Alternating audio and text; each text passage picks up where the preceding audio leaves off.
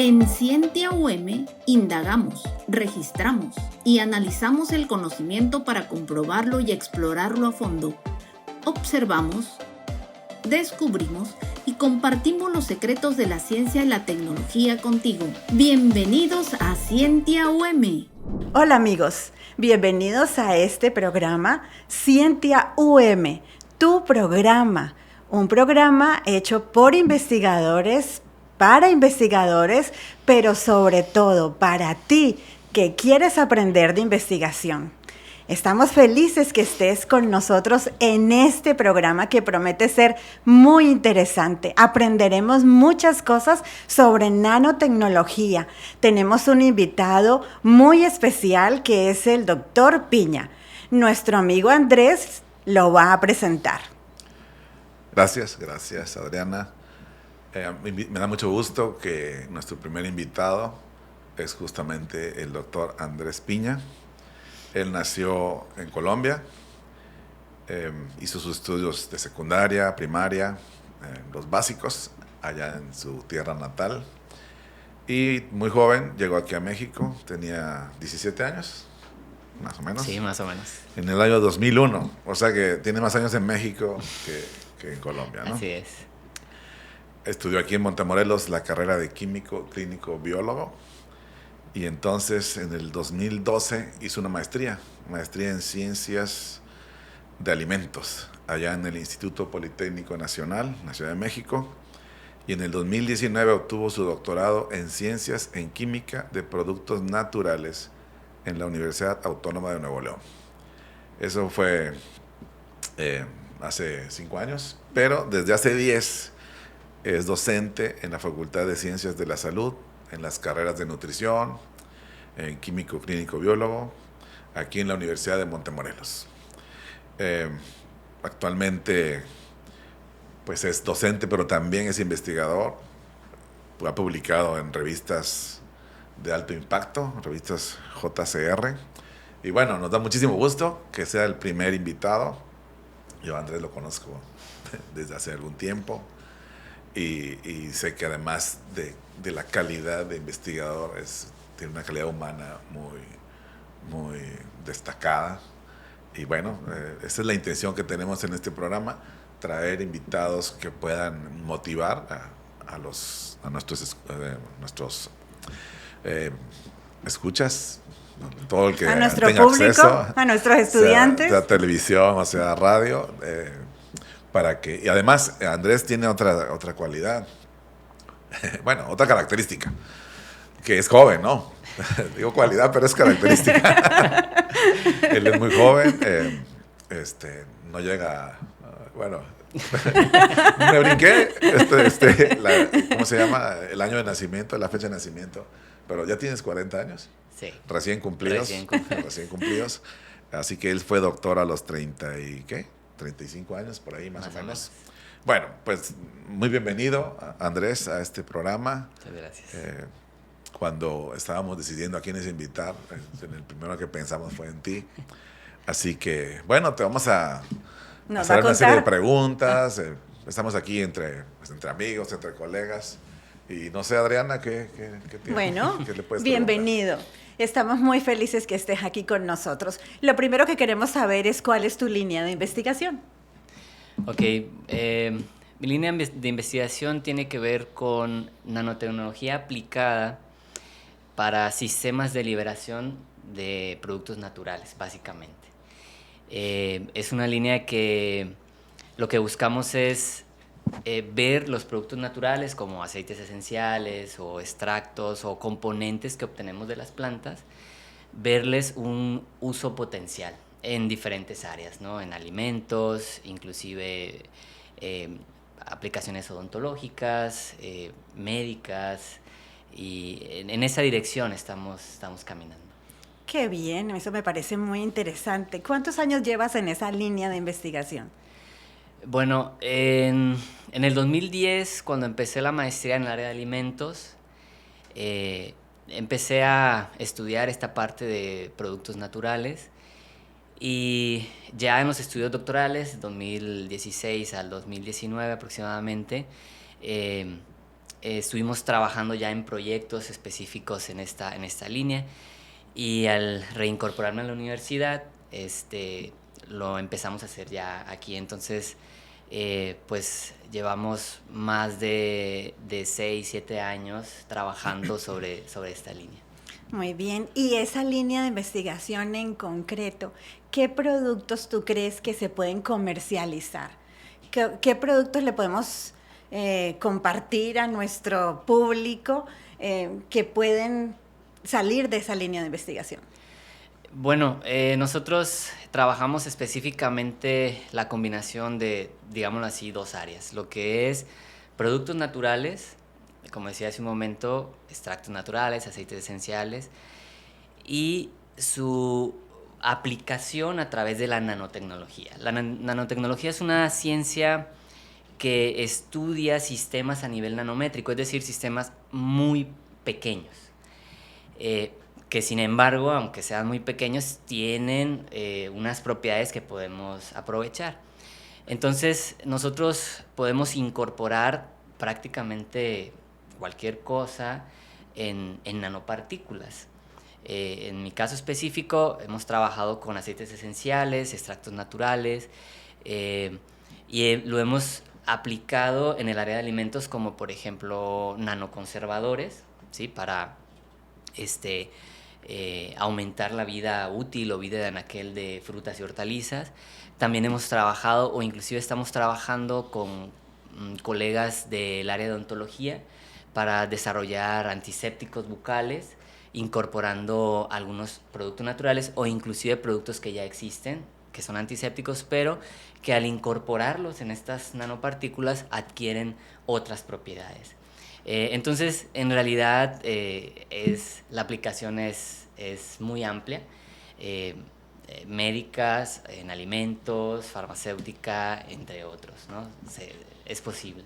Qué interesante, amigos. Ustedes que quieren nuevas ideas de negocio, que quieren comercializar productos, crear empresas, queremos invitarlos a hablar con el doctor Piña sobre este tema y mirar posibilidades, ¿cierto?, de nuevos emprendimientos. Así que vamos a ver cómo la investigación se traslada al medio empresarial y puede favorecer la calidad de vida de muchas personas. Está muy interesante esto y nos alegra que esto pueda ser una oportunidad para emprender y para otras personas que quieran avanzar. El doctor Piña tiene un proyecto de investigación que quiere compartir con nosotros, donde nos muestra la aplicación real, ¿cierto?, de esto de la nanotecnología. Vamos a ver un poco sobre eso. Ok, sí, muchas gracias. Bueno, este proyecto lo empezamos a desarrollar durante mis estudios doctorales y lo hemos seguido aplicando, lo hemos seguido desarrollando ya con estudiantes aquí en la Universidad de Montemorelos. Este es un proyecto donde tuvimos como justificación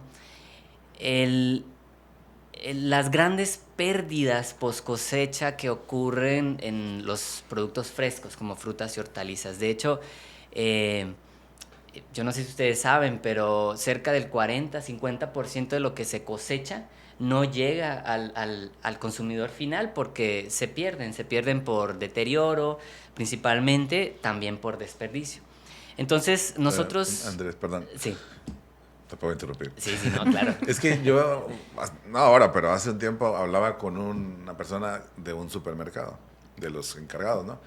Y según él decía que de las frutas, no, o sea, del área de frutas no obtenían ganancias, que era como un servicio porque era lo más perdían que lo que ganaban. O sea, no sé qué tan cierto sea eso, porque hay fruterías, ¿no? Pues tampoco Sí, van sí. a ir por pérdidas.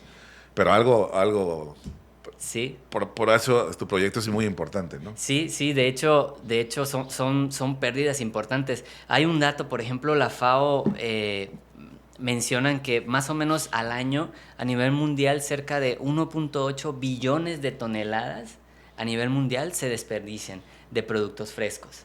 Entonces es una cantidad bastante importante. De hecho, la misma FAO ha establecido programas para buscar alternativas innovadoras en el que se pueda atacar este problema.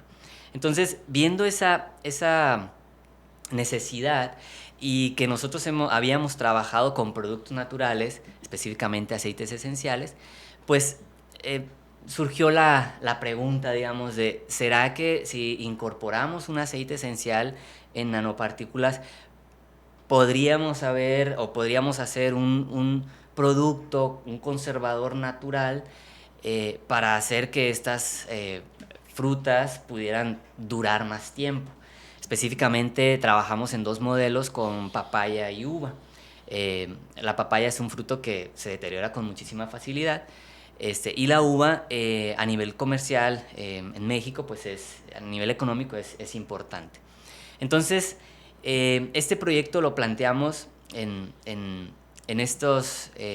durante mis estudios doctorales, y una vez que planteamos esta pregunta, entonces empezamos a hacer toda, obviamente, la revisión bibliográfica, ver qué había reportado, y entonces nos dimos cuenta de otra situación. Los productos naturales, los aceites esenciales, por ejemplo, son muy muy fácilmente se deterioran, ¿sí? Por eso vemos que a lo mejor hemos visto, pues venden aceites esenciales y vienen en frascos pequeños. Y bien caros. Bien caros, oscuros, bien tapados, porque en el momento que entran en contacto con el ambiente se empiezan a deteriorar, ¿sí? Una reacción muy común es la oxidación. Un ejemplo típico también, por ejemplo, el aceite de oliva. Normalmente, si ustedes lo venden en frascos de vidrio, ámbar y sellados, a diferencia de otros tipos de aceite que vienen en plástico transparente. ¿Por qué? Porque el aceite de oliva igual fácilmente se deteriora con el aire, con la luz inclusive. O sea, si uno lo deja destapado, se daña. Sí, se empieza a deteriorar, así es. Entonces, aquí vemos estas 2 características. Por un lado, los productos naturales como aceites esenciales con un potencial, porque se sabe que tienen actividades biológicas importantes, antioxidantes, antimicrobianas, entre otras, pero no se pueden utilizar con mucha facilidad. Y por otro lado, el problema de los desperdicios de alimentos. Entonces, el puente, por decirlo así. Eso da la introducción, el marco. Exactamente. Ajá, para que él decida investigar sobre eso. Exactamente. Identifica una problemática real que todos nosotros hemos visto, porque a cuánto no se nos ha dañado una papaya, ¿cierto? O sí, la vamos y la vemos ahí. Y cuánto no está, una problemática que está en el día a día, ¿sí o no? Y identifica esa problemática y empieza a buscar una solución a partir de investigación para este problema. Exactamente. Entonces teníamos estas 2 situaciones y, digamos, ¿cuál fue el puente conector? La nanotecnología. Dijimos, bueno, vamos a incorporar el aceite esencial en nanopartículas y vemos si al aplicarlo en los frutos podemos llegar a tener algún efecto sobre ellos. Y entonces, esto es muy interesante porque... Sí, ahí teníamos una diapositiva que podemos mostrar las nanopartículas, ajá, y podemos mirar, ¿cierto? Lo que tú Así estabas es. investigando. Sí, de hecho, yo decía hace un momento, cuando incorporamos esos componentes en las nanopartículas, tenemos ciertos beneficios, por decirlo de alguna manera. Por ejemplo, protegemos el componente activo, ¿sí? Lo protegemos de la luz, del aire. También algo interesante es que podemos controlar la liberación de este componente activo. O sea, bajo ciertas condiciones, el componente activo empieza a liberarse paulatinamente. Es otra ventaja que tenemos.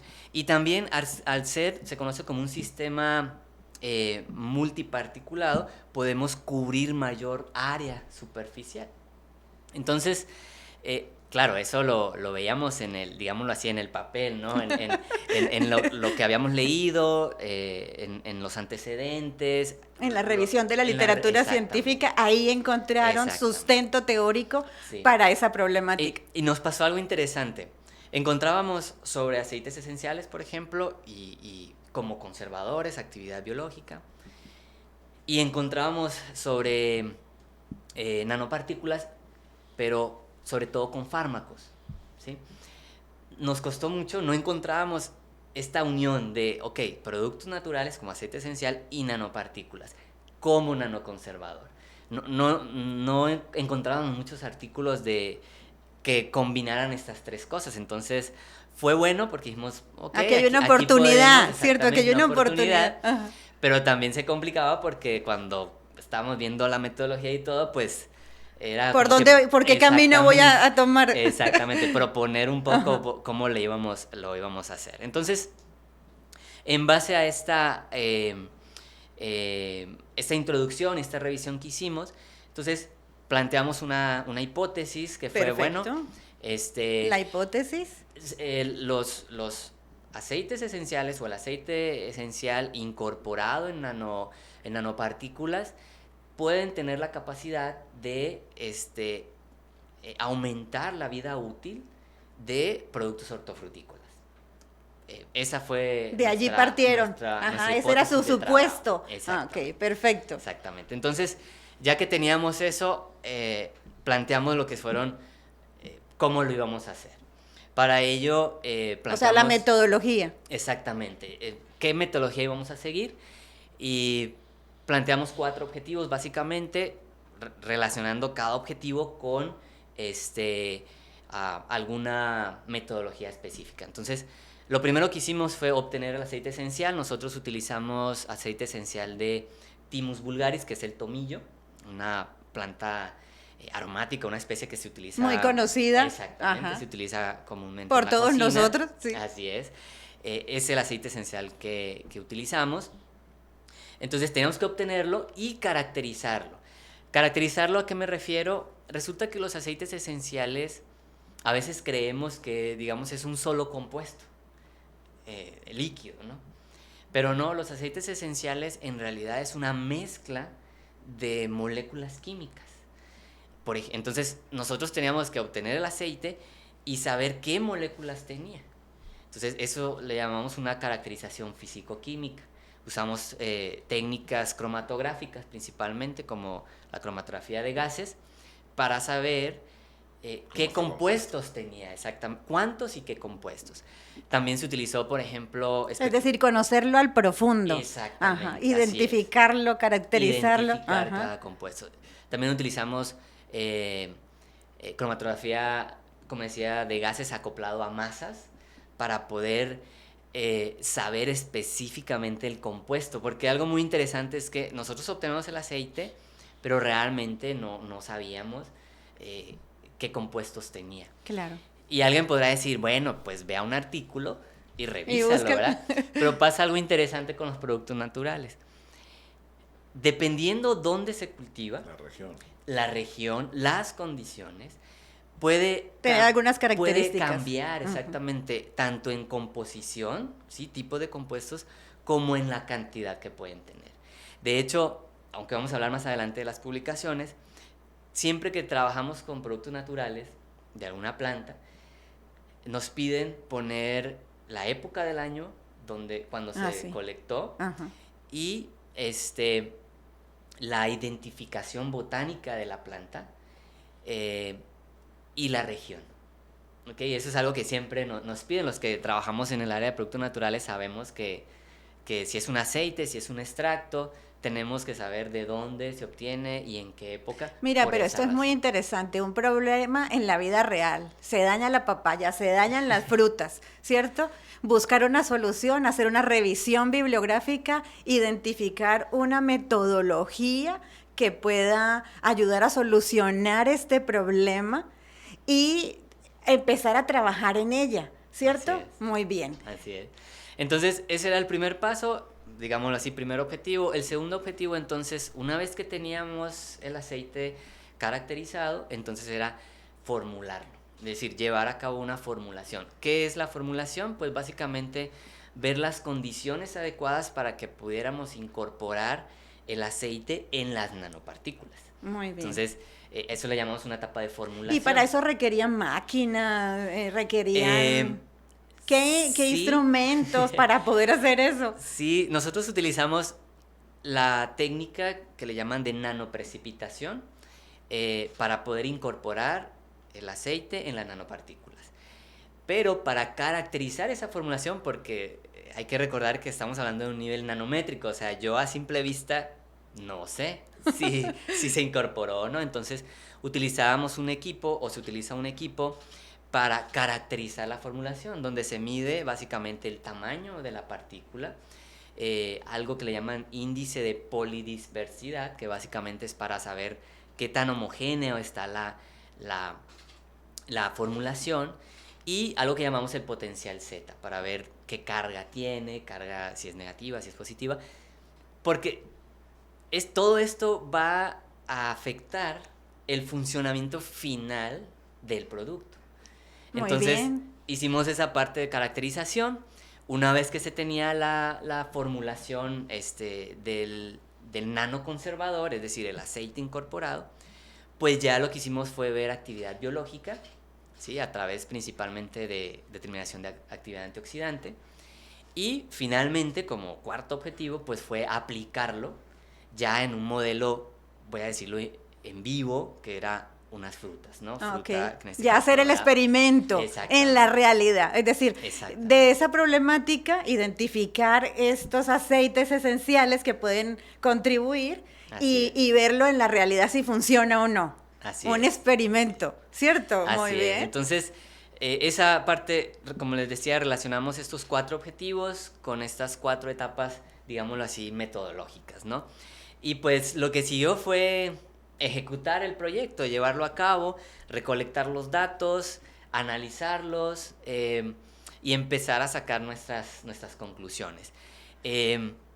Por las cuestiones de tiempo no puedo presentar todo, digamos, lo que encontramos. Ya luego hacemos publicidad del artículo para que lo lean. Sí. Y para que lo citen. Sí, para que lo citen, muy importante. Pero básicamente lo que podemos decir es que sí vimos un efecto en el periodo de conservación, o en el periodo útil de los frutos que analizamos. Específicamente aquí traigo lo que fueron los resultados en papaya. En papaya. En donde En la firmeza. Exactamente. Nosotros analizamos, puede surgir la pregunta, bueno, ¿y cómo saben que sí hubo un efecto?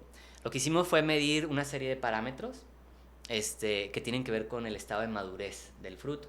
¿Qué parámetros? Firmeza, sólidos solubles, acidez titulable. Estos parámetros nos van diciendo el comportamiento del fruto. Hace un momento platicábamos con el doctor que los frutos, aunque estén separados de la planta, cosechados, siguen respirando, siguen teniendo un metabolismo. Están vivos. Están vivos, exactamente. Así le digo yo a mis estudiantes, ¿no? Son seres vivos.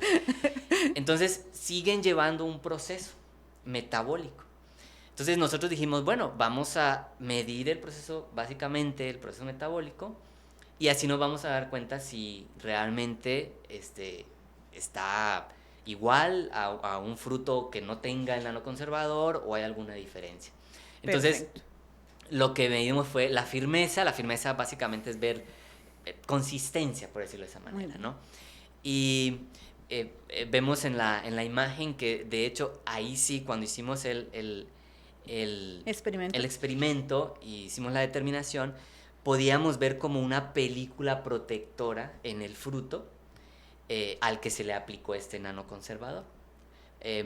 Este estudio se toma voy a decirlo así,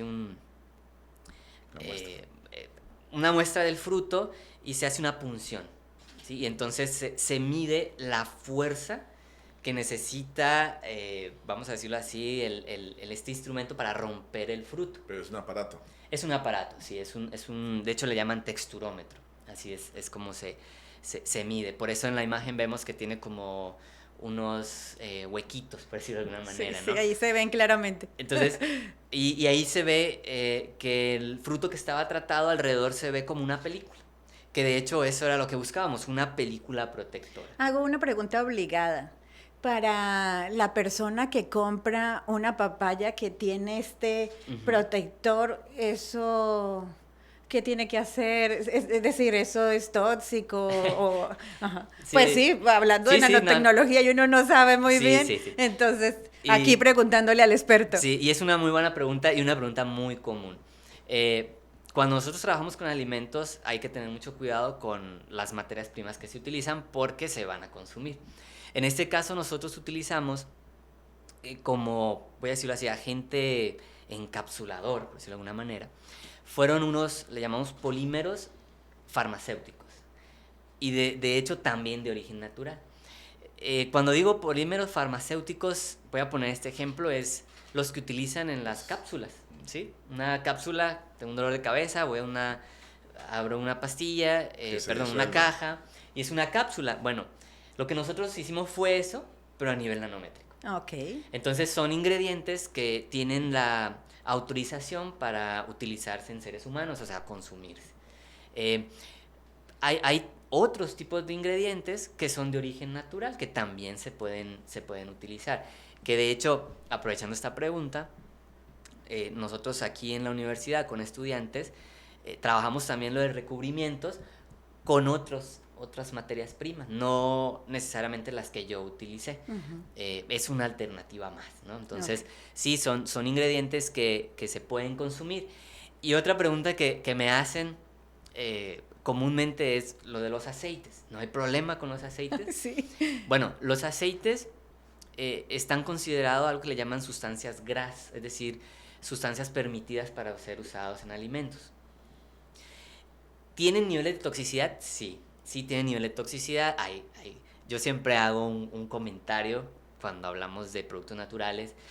El hecho de que sea natural no quiere decir que no sea tóxico. Ajá. Entonces hay que tener cuidado con los productos naturales al utilizarlos.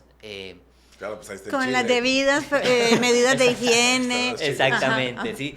Cómo lo uso, cuánto lo uso, porque hay que cuidar esa parte. Perfecto. Okay, entonces, para que nuestro público sepa, sí, cuando lo vea en los supermercados, exacto, tenga claro esta parte. Y a partir de la investigación y dicho por un investigador. Sí. Entonces, volviendo a la cuestión de los resultados, este fue uno de los parámetros, la firmeza. Vimos que el producto con el recubrimiento tenía una firmeza mayor, es decir, más consistencia. Todos sabemos que cuando un producto fresco, una fruta, se va deteriorando, un parámetro es que se hace, como le decimos comúnmente, aguado, ¿no? Se hace blando, porque se va... Se hace viejito. Sí. O se arruga. También nos pasa, ¿verdad? Si nos vamos a hacer... Sí. También nos pasa, ¿no? Nos vamos haciendo un poco más arrugaditos. Bueno, eso es un proceso natural, así como el envejecimiento que nos ocurre a nosotros. Y bueno, los otros parámetros que también medimos, como les decía, fueron los sólidos solubles totales, acidez titulable, que son parámetros que nos hablan de este metabolismo. Y lo que se observó fue que el producto que fue tratado, con los resultados que obteníamos, tenía un proceso de maduración más lento que el producto control, que era el producto que no tenía nada. Sí, ahí podemos observar en la diapositiva que está el grupo control. Exactamente. Y está... Sí, y de igual manera incluí una imagen donde vienen después de 13 días, después de 13 días. Los grupos, digamos, que utilizamos, y pues puede verse que inclusive los grupos control ya tenían un daño por microorganismos. Mientras que los grupos, o el grupo que que tenía el recubrimiento, había cambiado su color, sí, pero no tenía daño por microorganismos, y como decíamos hace un momento, según los parámetros bioquímicos que medimos, pues su maduración fue más lenta.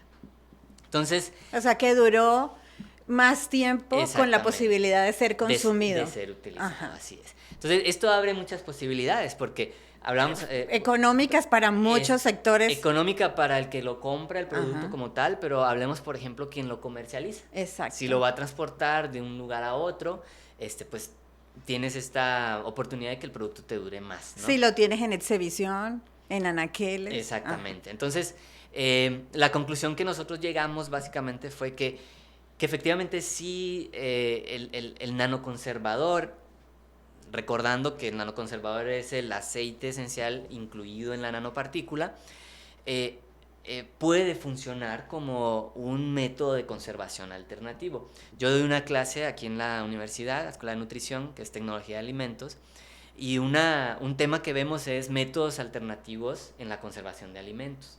Y ahí vemos lo de recubrimientos comestibles, que es un área que está tomando mucha fuerza, ¿no? El empaquetado, también empaques inteligentes, que les llaman, que me dicen... ¿Que te lo puedes comer? No.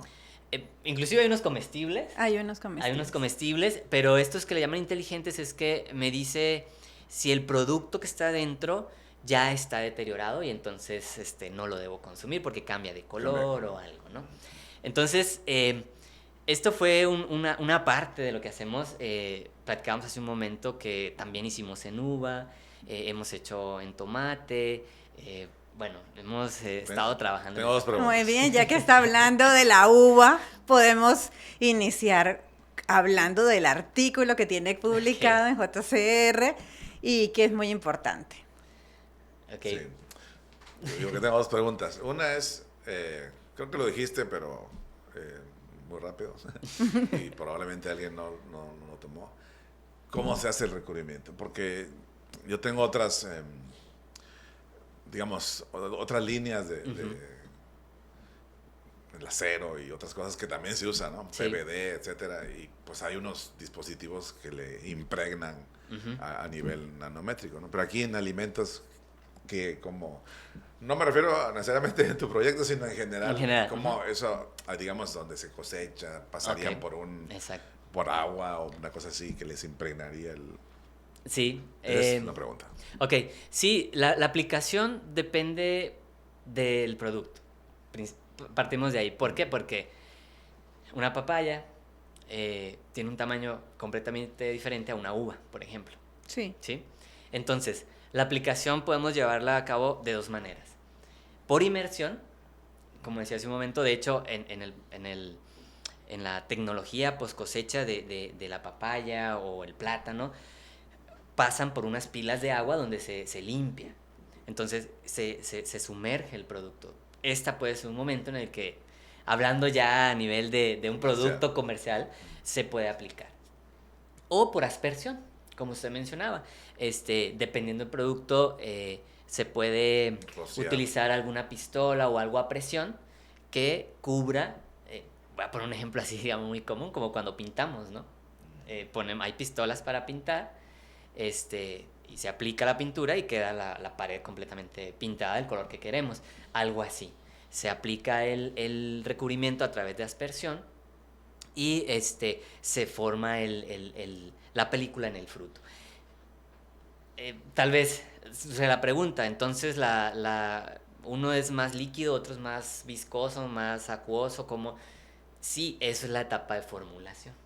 Ahí es la etapa de formulación, donde dependiendo cómo se va a aplicar, pues yo lo voy a dejar o más sólido, o más líquido, o un gel. Así muy rapidito tuvimos un proyecto en el doctorado que tuvimos que reformular un herbicida. ¿Por qué? Porque se quería inyectar directamente en los tallos de unos árboles. Era un problema que tenía un parque en Monterrey, el Parque Chipinque, de una especie invasora que crece muy rápido, tiene mucho follaje, entonces no permite la luz del sol en las plantas de abajo y se mueren.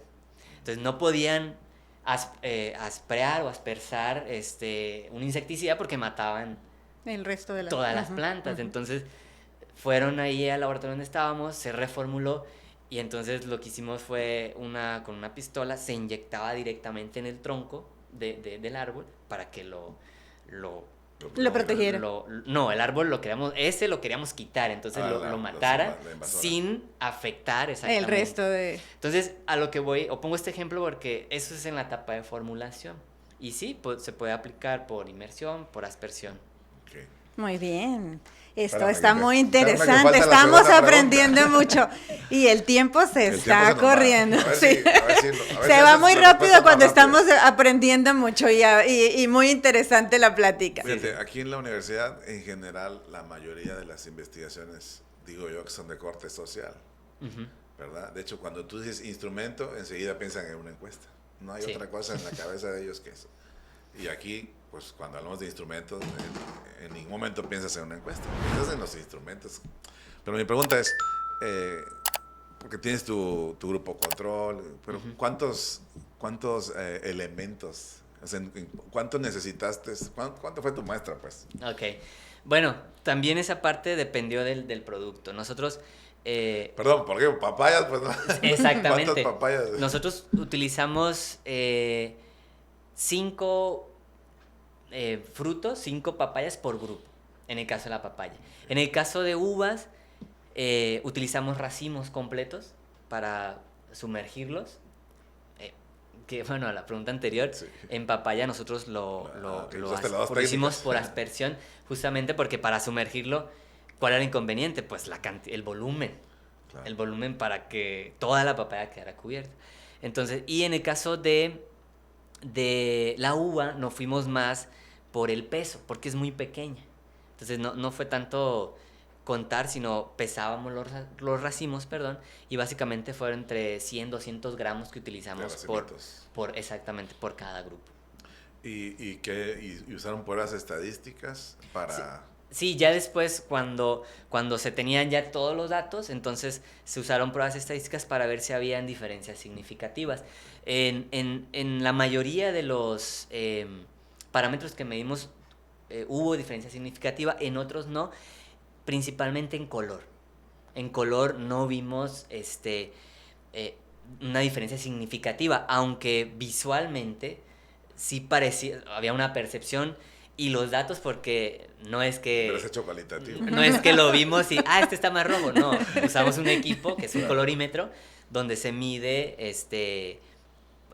numéricamente ciertos parámetros de color. Aparentemente había una diferencia, pero cuando hicimos el análisis estadístico no había diferencia significativa. Muy bien, muchas gracias. Muy bien. Ahora vamos a hablar de la publicación. Sí. Cuéntanos cómo fue el proceso para publicar los resultados de esta interesante investigación y de este interesante experimento. ¿Cómo elegiste la revista? ¿Cuál fue el proceso? Cuéntanos, por favor. Bueno,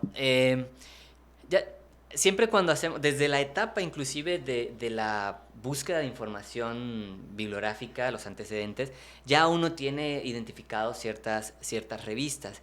Y habíamos visto una revista que de hecho es del área de ingeniería, pero ellos sacan ciertos volúmenes especiales de diferentes aplicaciones. Como nuestro trabajo tenía que ver con nanotecnología, y algo interesante aquí es que cuando uno habla de nanotecnología normalmente piensa en estas nanopartículas metálicas de oro o de plata. Es lo que más se escucha. Para hacer más duro, por ejemplo, el acero. Y en ingeniería lo utilizan mucho. Nosotros utilizamos algo que llamamos nanopartículas poliméricas. No eran estas de plata. Entonces dijimos, bueno, está esta revista, una revista americana. Habíamos presentado una parte del trabajo en un congreso. Y uno de los que era editores nos dijo, envíen el trabajo, está interesante, va a haber un volumen especial de aplicaciones de nanotecnología, y entonces decidimos enviar el trabajo a esta revista. Sinceramente, yo pensé que iba a ser sencillo, pero nos costó tiempo por el... digamos que por el nivel de la revista. Es decir, hubieron varias revisiones.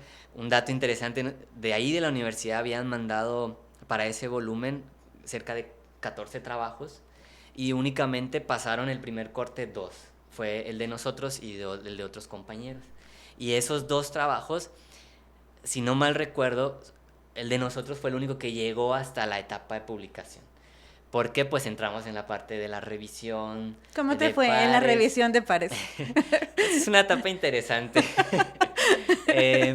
Es interesante porque tu trabajo lo ven otros ojos, gente que no conoces ni te conocen.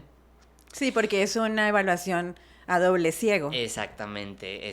Entonces, a veces son rudos, por decirlo de alguna manera, sí, ¿no? Con lo que te dicen. Y en el caso de nosotros, el primer corte pues fue aceptado con correcciones. Entonces nos mandaron las correcciones, tuvimos ¿Muchas, poquitas? Entre muchas y poquitas. ¿Cuántas hojas de correcciones?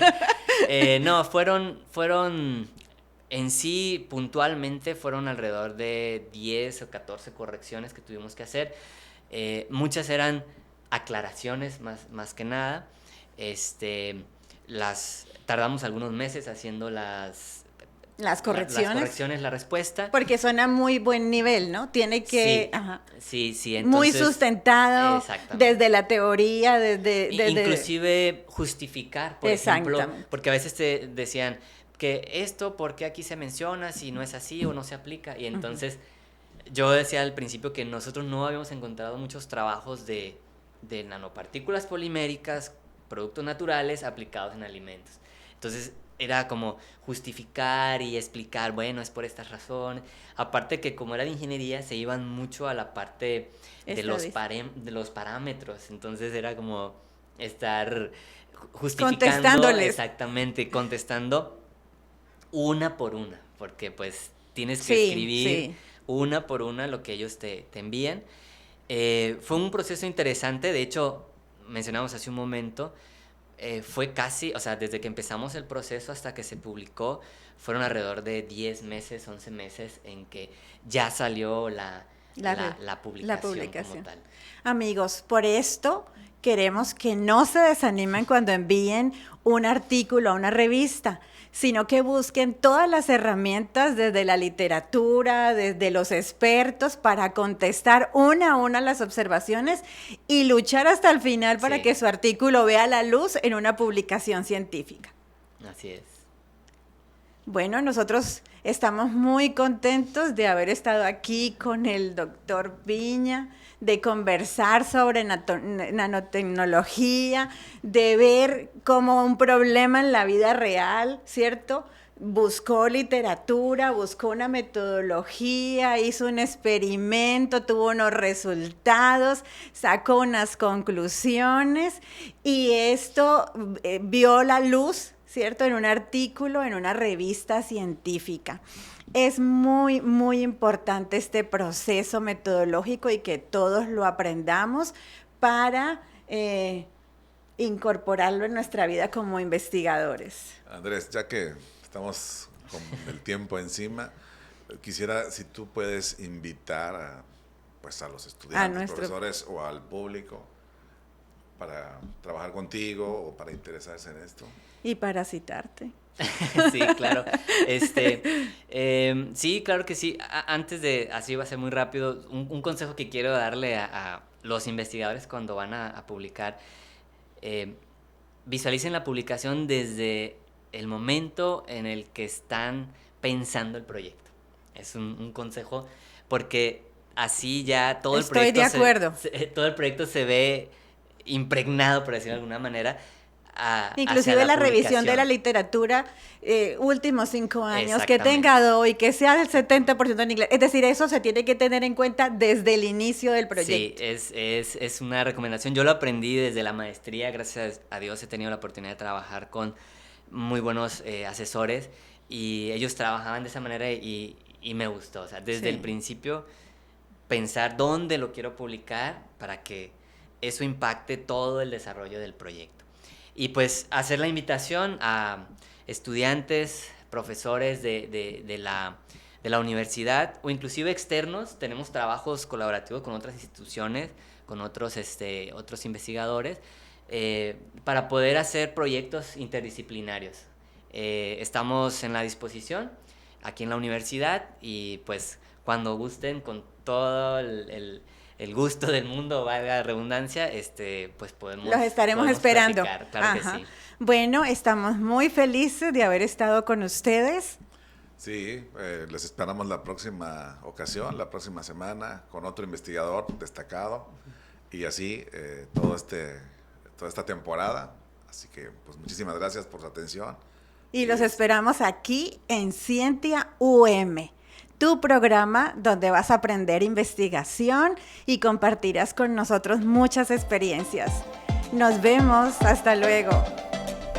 Acabas de ver Scientia UM, una producción del Departamento de Investigación de la Universidad de Montemorelos y UM Radio. Todos los derechos están reservados.